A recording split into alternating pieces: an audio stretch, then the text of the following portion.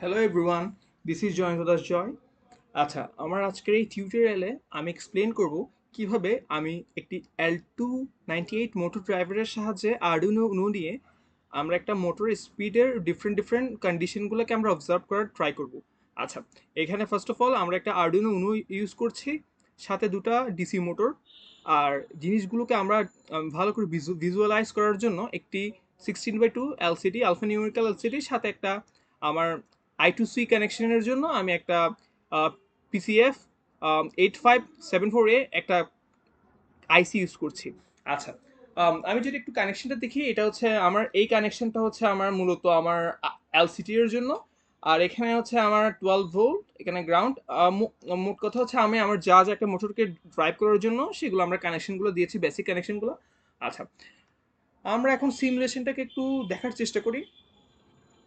আমি সিমুলেট করলাম। আচ্ছা, এখন সে প্রজেক্টটা রান হয়েছে।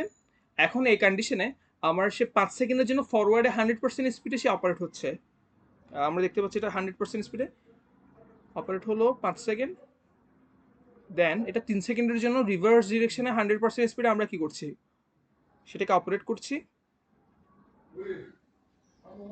আচ্ছা, এখন হচ্ছে আমরা স্পিডের ভ্যারিয়েশনটা দেখতে পাচ্ছি। আস্তে আস্তে আমার মোটরের যে স্পিড সেটা 0 থেকে 100% এসে কি হচ্ছে, আমার সে 100%-এর দিকে যাচ্ছে।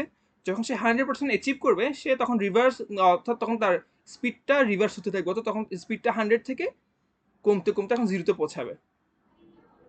এভাবে আমরা চাইলে মোটরের আচ্ছা, এখানে একটা কথা বলে রাখি, এখানে হচ্ছে আমরা মূলত এইচ ব্রিজ কানেকশনের মাধ্যমে এটাকে কন্ট্রোল করছি।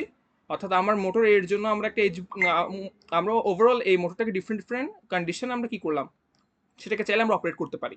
Thank you.